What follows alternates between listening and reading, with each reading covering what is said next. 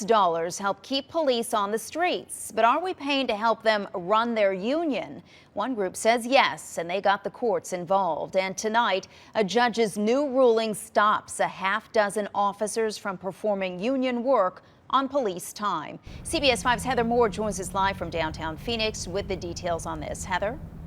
Well, Catherine, that ruling came down because the city directly cuts the union a check for those jobs, and a judge says that violates our state constitution's gift clause.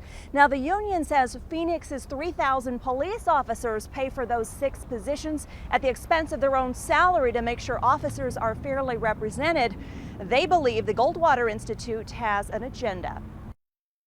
Their intent is to bust the unions. That's what they're all about. That's what this is all about. President of the Phoenix Law Enforcement Association, Joe Clore, says the lawsuit brought against the city of Phoenix by the Goldwater Institute is hard to comprehend. It's puzzling to me why they are so anti-police officer. The Institute flatly denies that and says the deal between the city of Phoenix and Plea to fund 6 police officers to work for the union called release time was simply unconstitutional. And yesterday, a judge agreed. The city is cutting the check to Plea.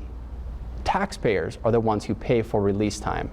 It is not the officers who pay for this. We paid for that release time. But that's not how Clore sees it. He says that money has been negotiated with the city and approved for decades by officers who are taking about a quarter less pay an hour for added benefits the union provides.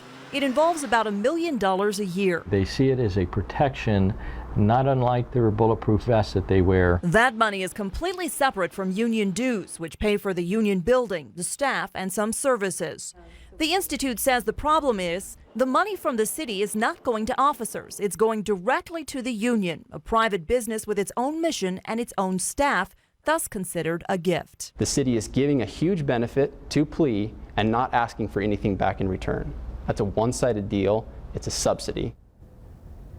And starting tomorrow, those 6 Phoenix police officers will be reassigned to new positions, but that's only for the remainder of their current contract, which is just about 3 weeks. Then Plea says they will rewrite their new contract with the city, and the wording they're going to hope will keep their organization intact. In the meantime, Goldwater Institute representatives will be standing by to make sure that once again it does not violate the state constitution's gift clause. Reporting live in Phoenix, I'm Heather Moore, CBS 5 News.